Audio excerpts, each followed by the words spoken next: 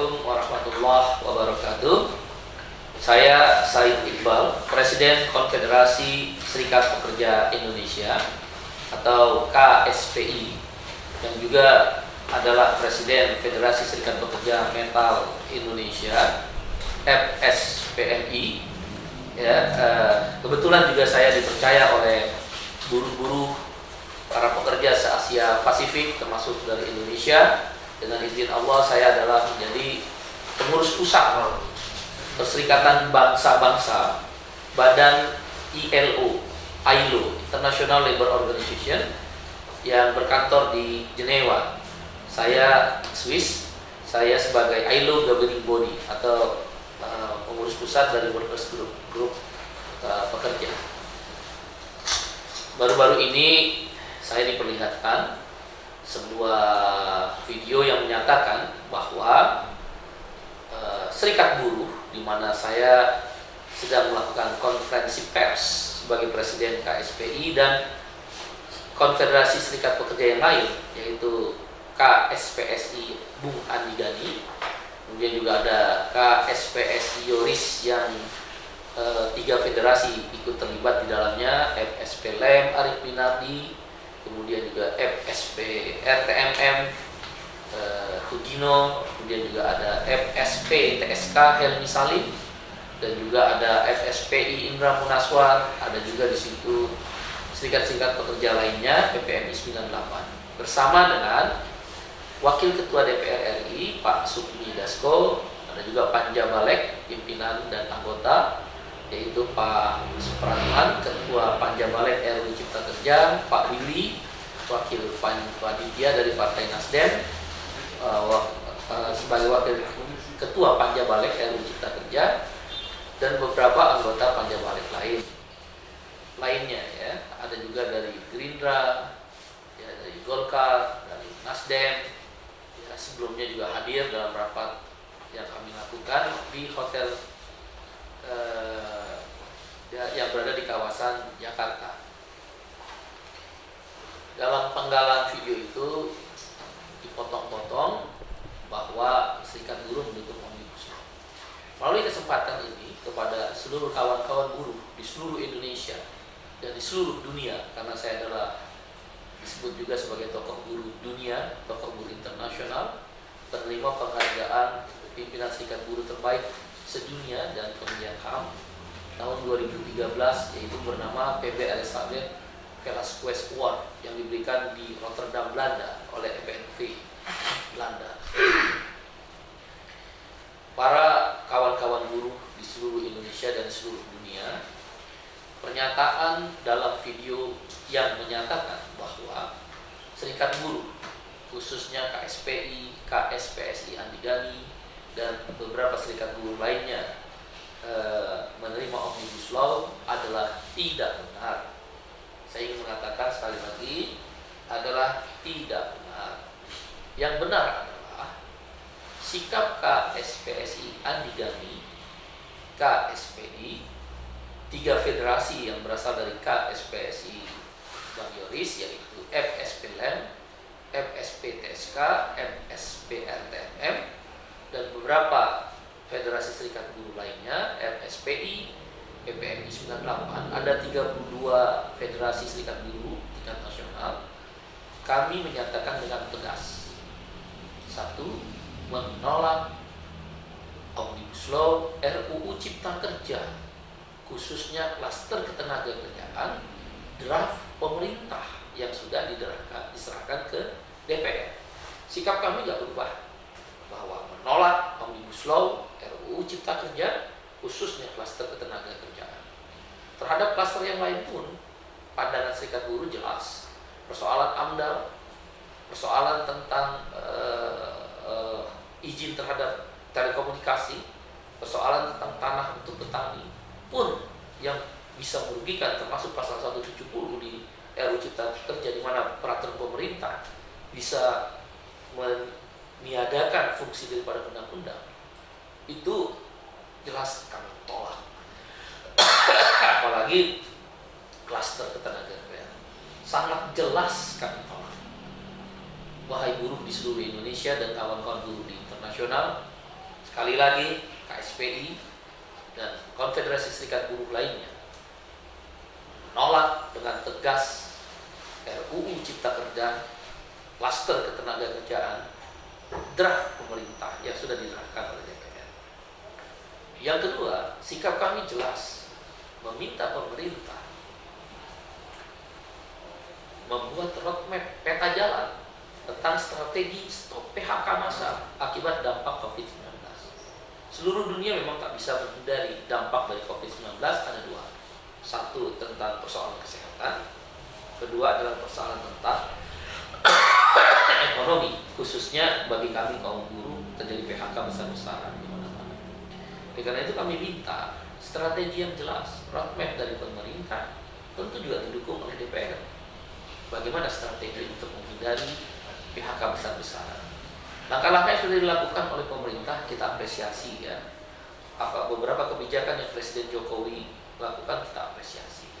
Misal seperti subsidi upah kami menyebutnya, yaitu KSPI usulkan dari bulan Maret, bulan April. Di beberapa televisi saya sering bicara itu.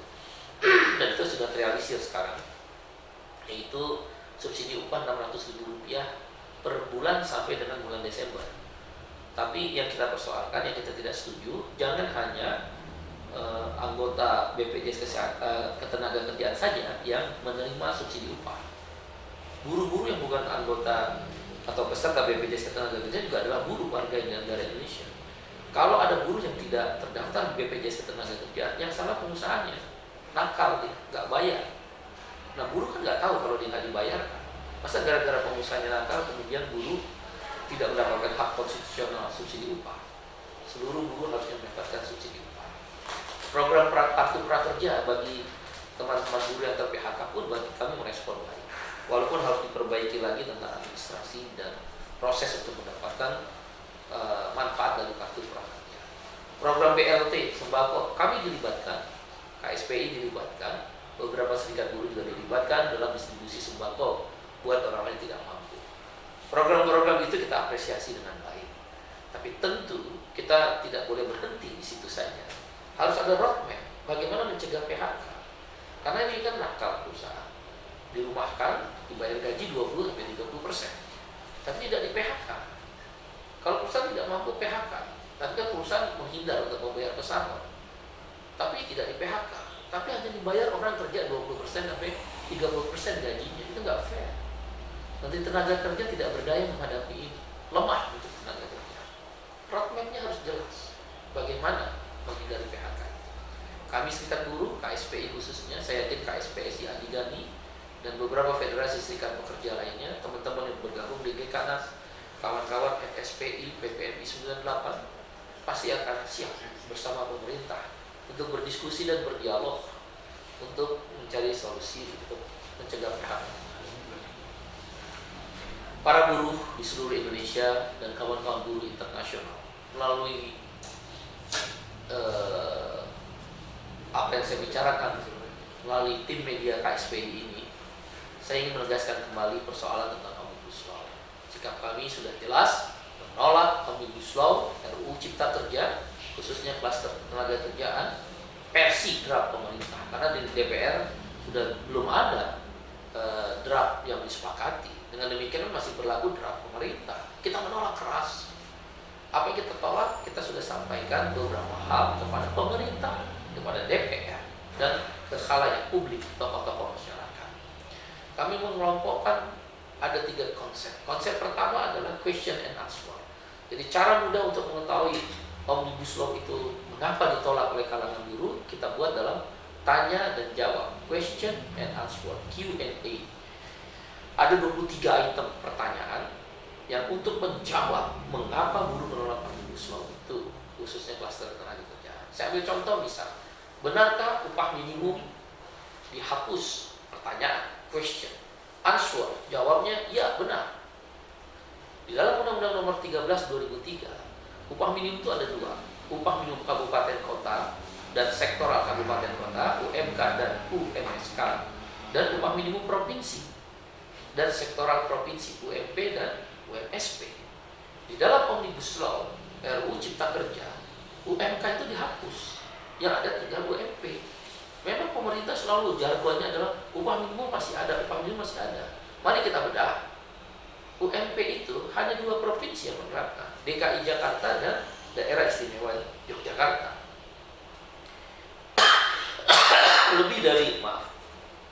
lebih dari 500 kabupaten kota menggunakan UMK. Berarti mayoritas di republik ini buruh itu adalah mendapatkan UMK. Dengan ini kan kalau UMK dihapus, ya sama saja menghapus upah minimum. Itu argumentasi yang pertama. Argumentasi yang kedua untuk menjawab benar bahwa upah minimum dihapus di Omnibus Law adalah kita hitung sekarang upah minimum sebagai contoh ya, lebih mudah memahami. Katakan upah minimum provinsi UMP Jawa Barat adalah 1,8 juta rupiah per bulan. UMK Kabupaten Bekasi 4,5 juta rupiah per bulan. Kabupaten Purwakarta UMK-nya 4,2 juta rupiah per bulan. Dengan Omnibus Law kan turun. Kan Bekasi dan Purwakarta bagian dari Jawa Barat, 1,8 juta. Masuk akal kan? Buruh kan dirugikan. Itu yang menjadikan upah minimum dihapus. Kemudian Jakarta 4,2 juta rupiah sekarang UMP-nya.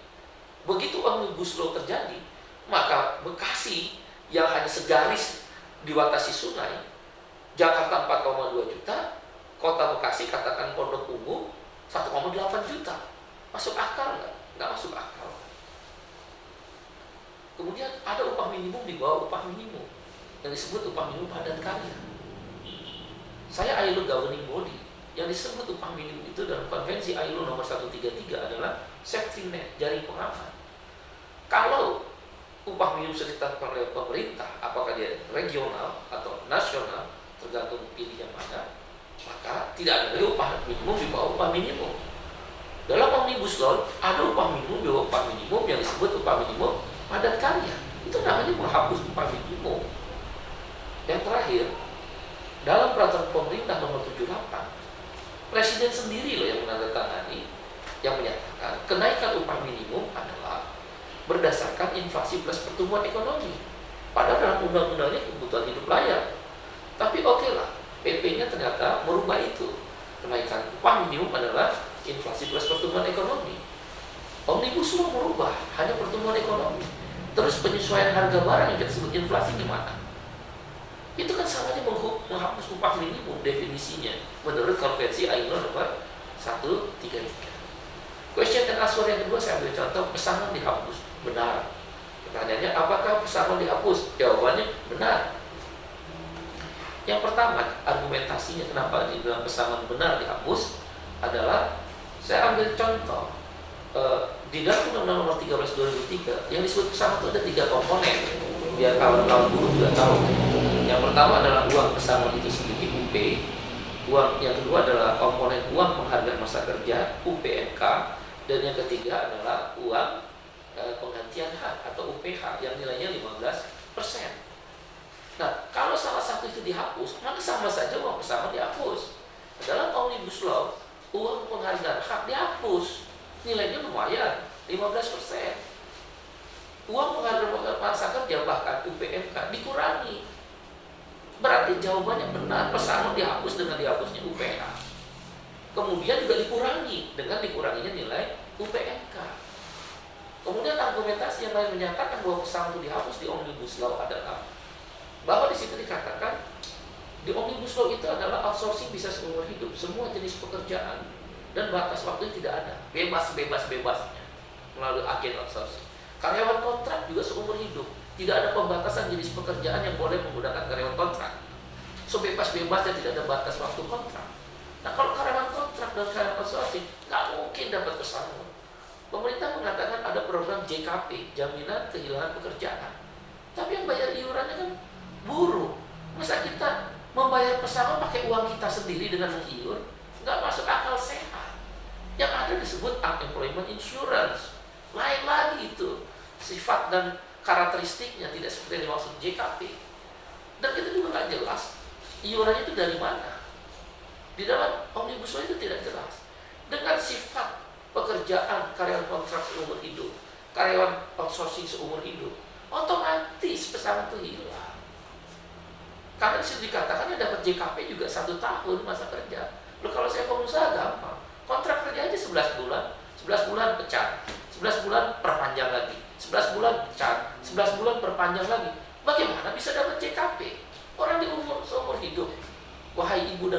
sekalian, kamu menyekolahkan anakmu dengan susah payah, bahkan kamu berdagang pulsa untuk menambah kebutuhan hidup sehari-hari, berdagang sayuran, ngojek setelah pulang kerja bapak atau suaminya.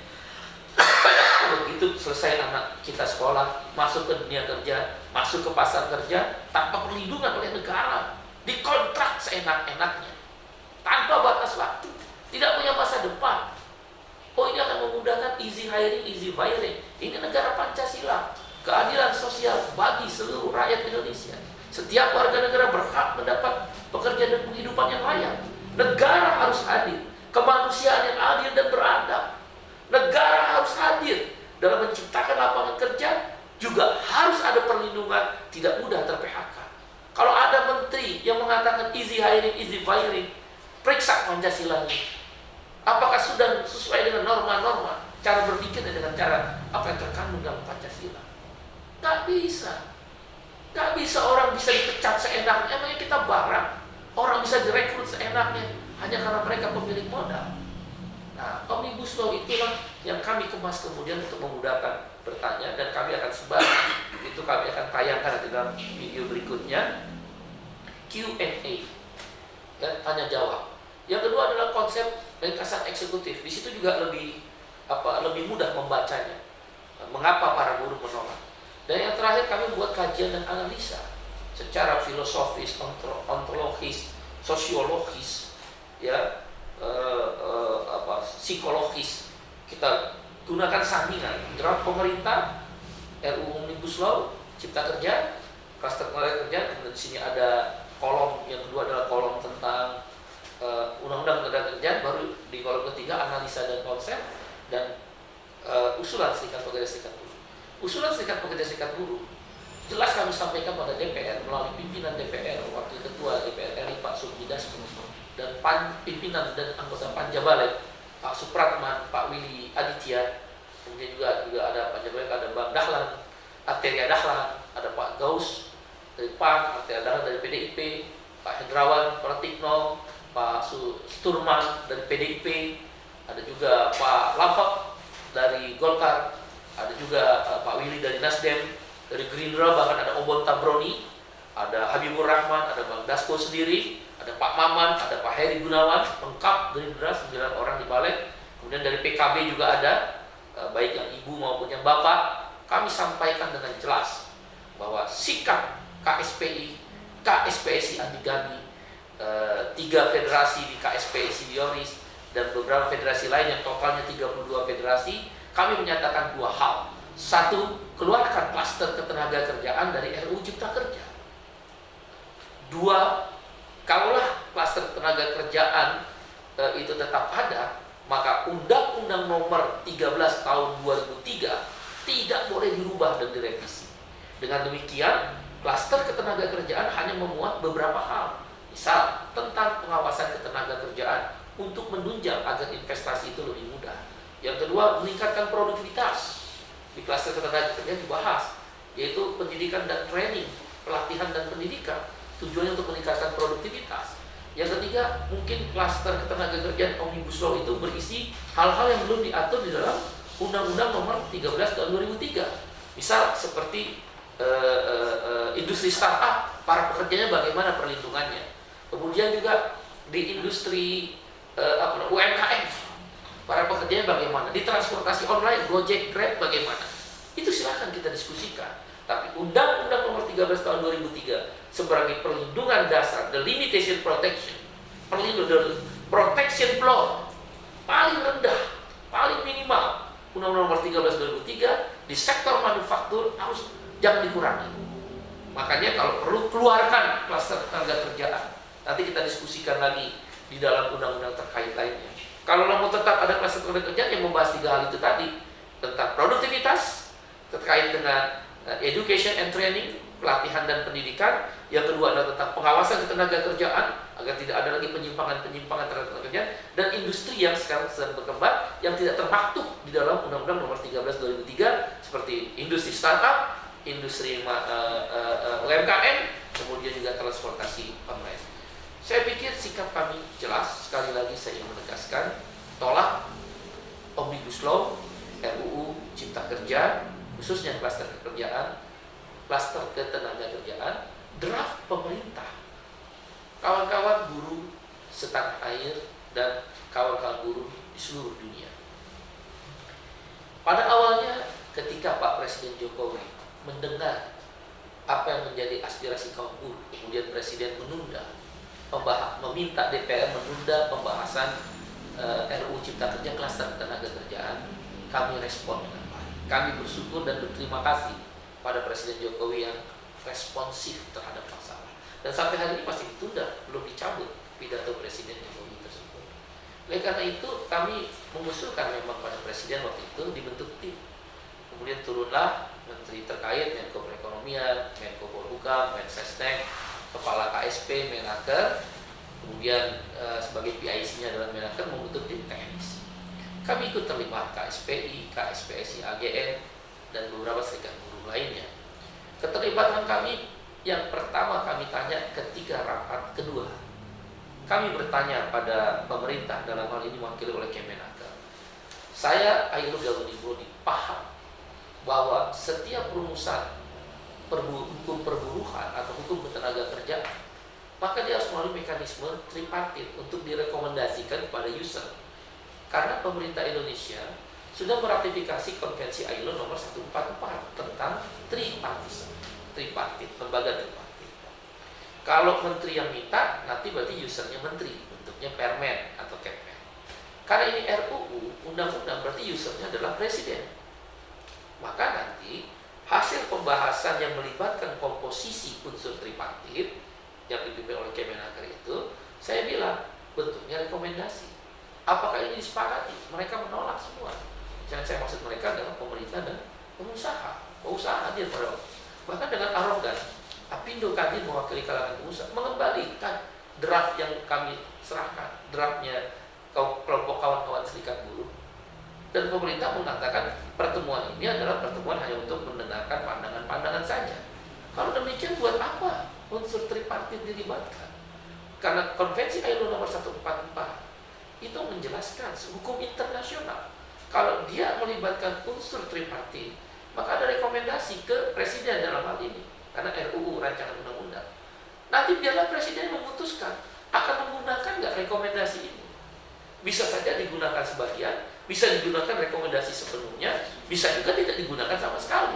Tapi jangan menaruh eselon 2, selevel direktur. Dirjen aja jarang terlibat.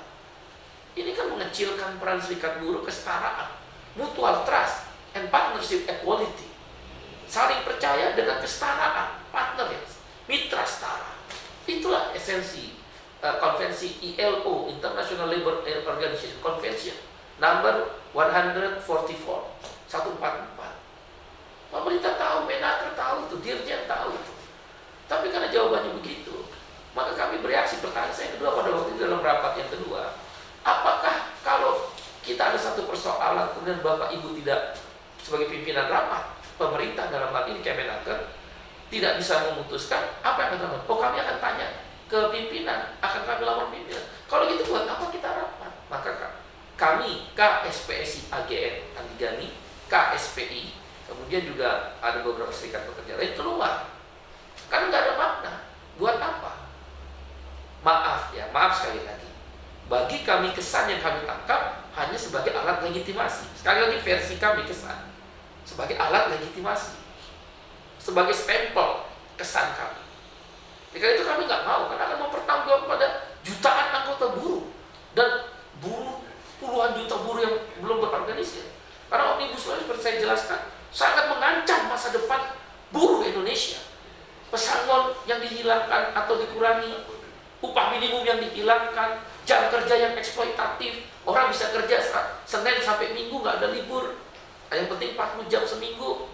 Kemudian juga outsourcing seumur hidup diperjualbelikan oleh agen tenaga buruh. Kemudian juga karena kontrak seumur hidup, sanksi pidana yang dihapuskan. Kemudian juga cuti perempuan, cuti haid yang biasanya 2 hari, kalau sakit upah tetap dibayar.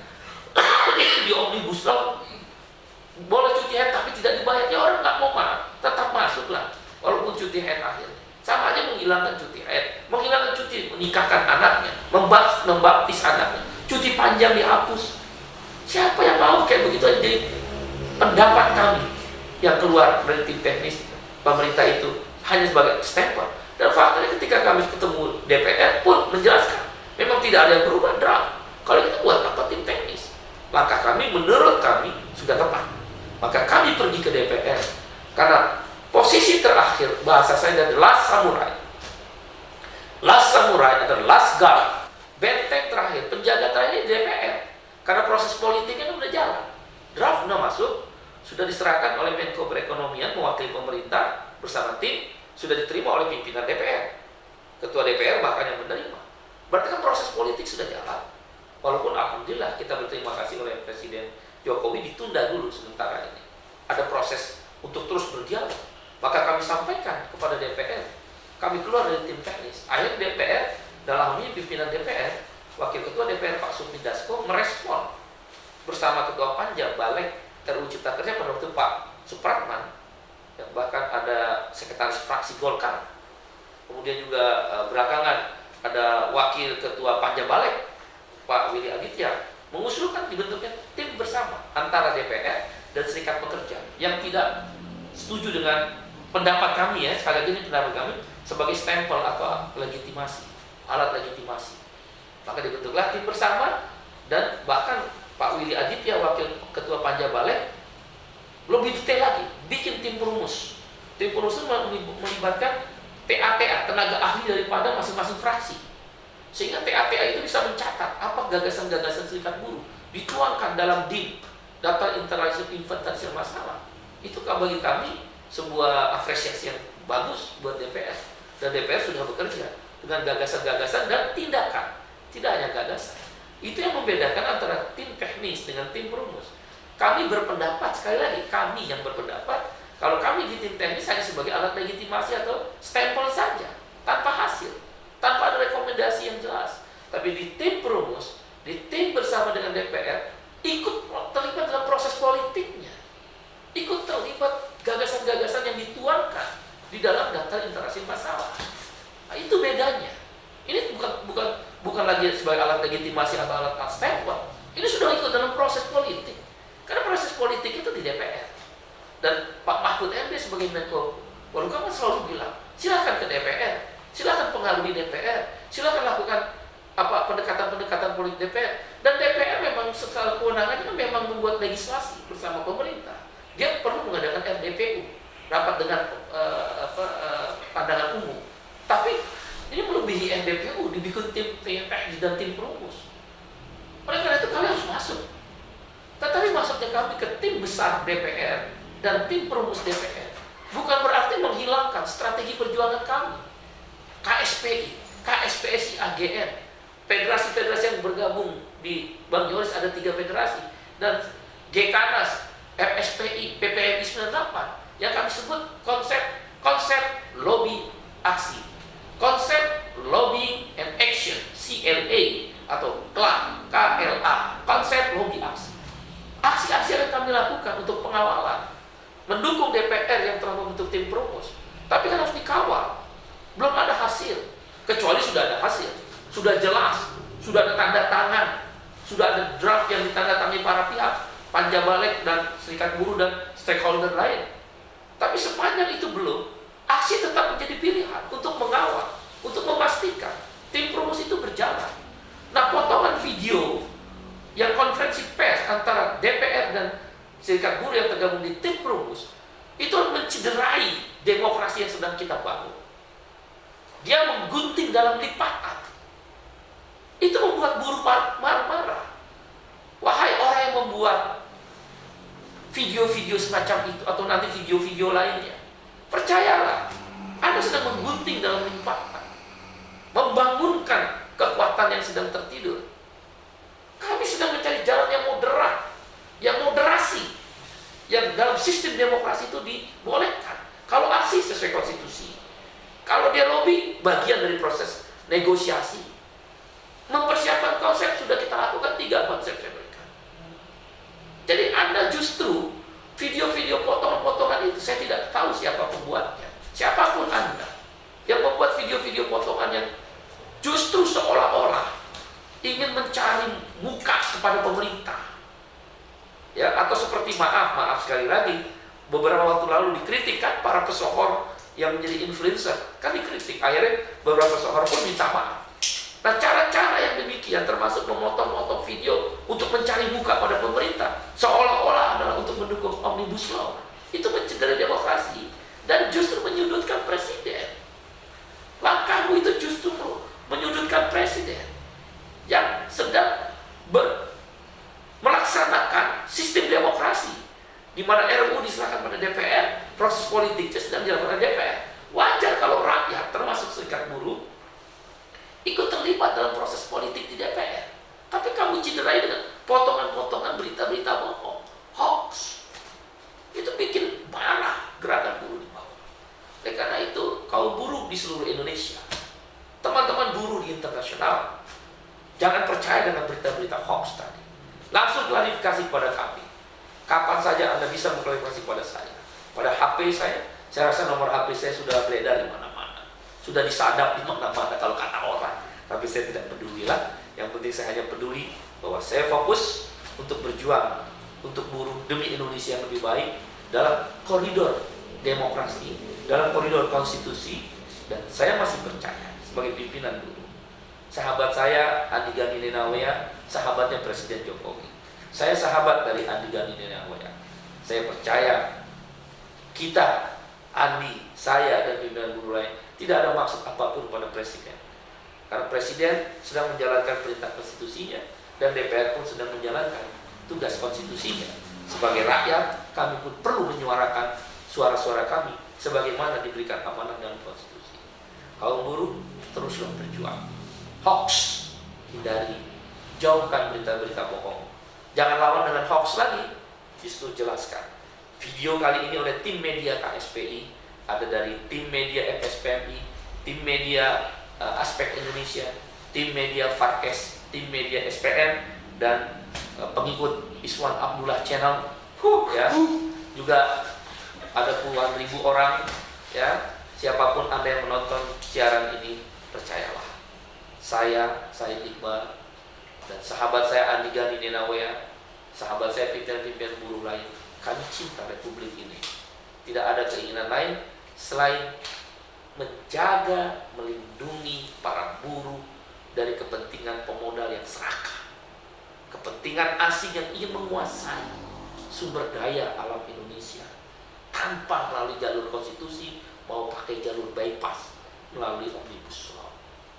Kami juga tentu mendukung perjuangan kawan-kawan yang lain, teman-teman aktivis lingkungan, kawan-kawan mahasiswa, kawan-kawan pers, kawan-kawan masyarakat adat, kawan-kawan petani yang sedang berjuang juga dalam klaster-klaster omnibus yang lain. Izinkan kami memfokuskan diri dulu di klaster ketenaga kerjaan dengan tetap mendukung perjuangan kawan-kawan di klaster yang lain. Mari kita berjuang lebih baik untuk Indonesia. Karena dalam RUU tidak mungkin, saya ini katanya orang internasional, gak mungkin saya belum jumpai satu undang-undang investasi disanding dengan undang-undang perlindungan. Gak ada. Kalau ada undang-undang investasi, secara bersama ada undang-undang perlindungan, baik perlindungan bagi buruhnya, baik perlindungan bagi petaninya, baik perlindungan bagi masyarakat adatnya, dan lain sebagainya. Demikian, mudah-mudahan ini bermanfaat, dan kalau ada hal-hal yang bersifat hoax, fitnah, atau budi-budian, gak usah ikut-ikutan lah. Kita jelaskan aja apa adanya. Selamat berjuang, terus berjuang demi kaum buruh rakyat Indonesia. Assalamualaikum warahmatullahi wabarakatuh.